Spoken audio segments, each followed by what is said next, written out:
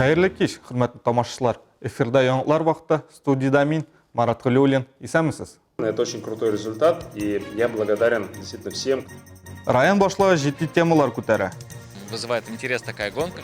Әлбәттә, велоярышлар узды. Сабан туйлары дәвам итә. Район башлыгының традицион туры эфиры вакытында күп санлы мөһим мәсьәләләр күтәрелде. Бөтен дөнья донорлар көненә нәтиҗә чыгарып, район башлыгы сөяк мие донорлар базасына булдыру һәм тулыландыруга да тукталды. Иң башта район башлыгы Тимур Нугуманов 3 көн дәвам иткән бәйрәм көннәреннән нәтиҗә чыгарды. 11 көн Әлмәт Сабан туенда зур бәйрәм командасы эшләде. 200дән артык төрле иҗади дәресләр, күп санлы бәйгеләр, иҗат коллективлары чыгышлары белән истә калачак Сабан туй бу. Ат чабышлары, милли көрәш тамашачыларның күңеленә хуш килердәй булды. 12 июнь Россия көне уңаеннан калабызда күп санлы чаралар шулай оештырылган иде. Бу көне 14 яшь тулган әлмәтлеләргә тантаналы рәвештә беренче рәсми документларын тапшырдылар. Татнефть Тур де Татарстан исеме астында велоярышлар узды. Анда 400дән артык спортчы катнашты. Сүз уңаеннан Тимур Нугуманов үзенең ВКонтакте шилтәрендә ни өчен велосипед сайладым исемле бәйге игълан иткән. Башлыгында әлмәтлеләрнең уй-фикерләрен көтеп кала, иң кызыклы җаваплар призы булачак ди ул. Нугуманов бөтен дөнья кан донорлары көненә дә тукталды, шул уңайдан ул кан үзәгендә булган иде. Акция барышында үзәктә 149 кеше кабул ителгән, шуларның 97се кан, 12се плазма тапшырган. В общей сложности 52 литра крови уже было заготовлено. Это очень крутой результат, и я благодарен действительно всем, кто... Гомумән алганда бу көнне 52 литр кан тапшырылган. Бу бик яхшы күрсәткеч. Донор булырга теләге булган һәркемне мин кан үзәгенә чакырам. Анда белгечләр тикшерү узарга ярдәм итәчәк. Шуннан соң гына кан яки плазма тапшырырга булачак. Центр переливания крови.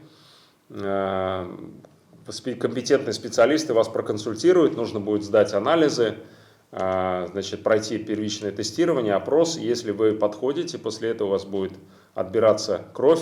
Акция барышында 12 кеше сөяк мие донорына туры килү килмәгән белү өчен беренчел тикшерү узган. Сөяк мие донорлары кан авыруларын бигрәк тә лейкемиядан дәваларга мөмкинлек бирә. Аның өчен махсус сөяк мие донорларының милли регистры булдырылган. Бүген анда 64631 донор булырдай кешенең мәгълүматлары саклана. Шуларның 12се кем өчендер инде донор булып сөяк мие белән бүлешкәндә. Туры килердәй донорлар булган очракта сөяк миен Санкт-Петербург каласында махсус клиникада алып күчертеп утырталар икән. Медицина темасын дәвам итеп Тимур Нугуманов булачак медицина хезмәткәрләре көненә дә тукталды. Башлыкның кунагы балалар хирургиясе бүлеге мөдире Кирилл Булатов белән балалар травматизмы, җәйге пешүләр һәм талпаннар кадалу очраклары, булдырмый калу һәм дәвалау ысуллары хакында сөйләштеләр.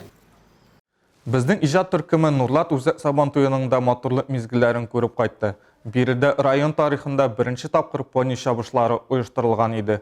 Радифа Нугманова тулырак.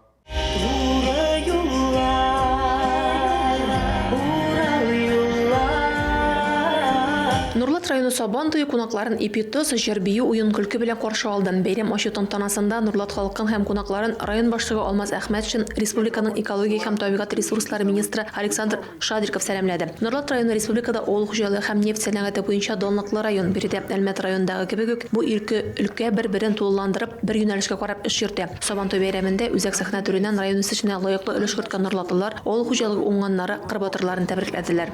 Авыл хуҗалыгында эшләүчеләргә түгел, рәхмәт әйтәскилә нефтяникларга да. Беренче чиратта инде бу Татнефть акционер обществосына һәм генераль директорына Маганов Наилю Фатышка ул безгә килеп булыша бәйрәм үткәрергә дә социаль мөһим объектларны ремонтларга тизергә быел да 14 объект тизелә ремонтлана. Нурлат районы элек-электән Татарстанда авыл хуҗалыгы өлкәсендә әйдәп баручы үрнәк районнардан саналган бу эш биредә бүген дә дәвам итә. Районда 67 крестьян фермер хуҗалыгы, шулай ук эре авыл хуҗалыгы предприятиеләре үз традицияләрен дәвам итеп эшлиләр. Нурлат районында бүгенге көндә 87200 гектарда чәчүлек җир бар. Бүгенге көндә 51000 гектарда чәчү эшләре башкарды. Шушы исәптә безнең башаклы культуралар 25000 гектарда чәчелде. Сабан туеның күрке милли уеннар, Нурлатта улар югары һәм оешкан төстә узды. Олылар үзәк мәйданда күңел ачса, нәниләр өчен үз мәйданчыгы булдырылган иде. Ә ипподромда исә пониларда ярыштылар. Сүз уңайыннан олары биредә быел беренче тапкыр узды. Стартка Татнефть компаниясе от заводының иң нәни 5 җайдагы чыкты. Нәтиҗәдә Загадка кушаматлы понida 11 яшьлек Рамазан Хәнәфиев җиңү яулады. Бу Рамазанның беренче зур җиңүе. Икенче урында Мурзик Михайлович атлы понida Кристина Курносова, өченчедә Покемон Михайлович кушаматлы Нәни отта Самира Гайсина. Монан тыш социалист хезмәт геройлары Габбас Гыймаддинов, Николай Захаров, Зәки Тимирҗанов, Шәриф Хафизов призларына, шулай ук Дуслык газетасы призларына һәм Авыл җегетләре исемле җигүле атларда узыш булды. Сабантуйның баш батыры исемен Илфат Гыймадиев яулады. Рәдифә Нугманова, Марат Халиуллин, яңалыклар вакыты, Луч Әлмәт телекомпаниясе. Пандемия сәбәпле күп авылларда ул 2 ел тукталып торды. Шуңа күрә быелгы очрашу аеруча да сагындырып килде ди Бишмунча авылы кунаклары. Биредә булган хезмәт бәйрәмен без дә күреп кайттык.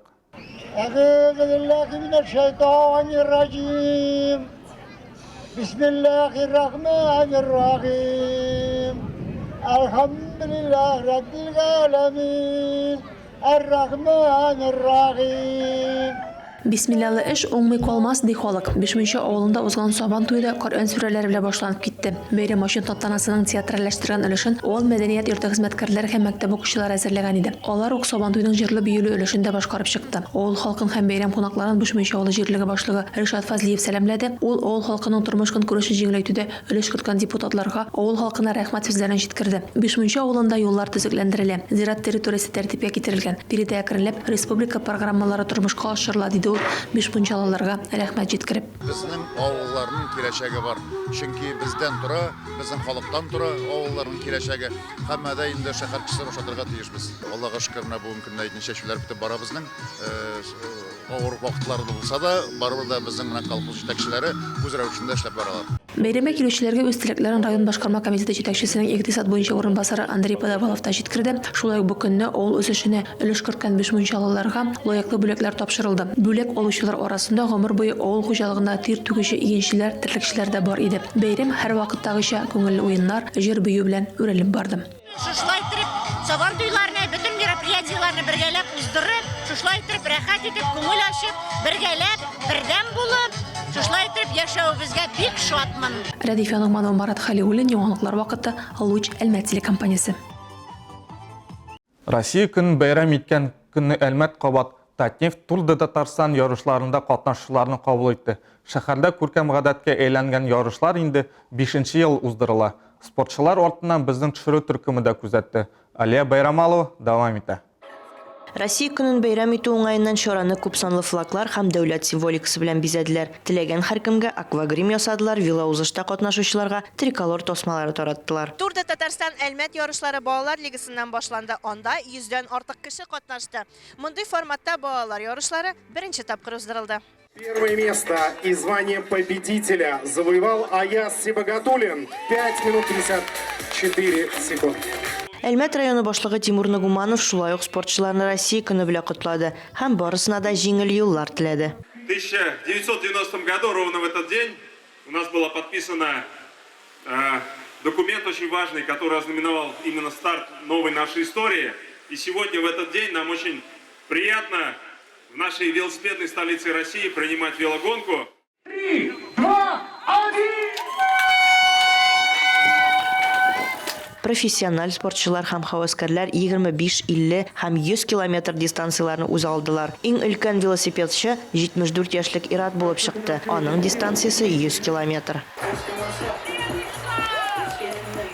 Ярышларда катнашу өчен 21 регионнан спортчылар җыелды. Катнашучылар саны белән дә быелгы ярышлар рекорд куярлык ди оештыручылар. В этом году, наверное, собрали максимум. Быел бу 5 ел эчендә ярышлар тарихында максималь санда катнашучылар җыелгандыр мөгаен. Ярышка уеннар бик тиз алып бетерелде. Бик күп кешеләр өстәмә урыннар сорады. Хәтта бүген дә мондый ярыш зур кызыксыну уята. Очень вызывает интерес такая гонка. Велоузышта район башлыгы да катнашты. Тимур Дмитриевич 50 километр араны 1 сәгать 22 минут эчендә узды. Әмма Әлмәт спортчысы Әнүзәр Юнусовка триатлон буенча спорт мастерында кандидат исеме бирелде. Алия Байрамалова, Дамир Курбанов, яңалыклар вакыты, Луч Әлмәт телекомпаниясе. Әлегә шулар. Бүген сезнең белән мин, Марат Халиуллин, һәм тапшырыбызның монтаж операторы Алия Байрамалова эшләде. Сау булыгыз.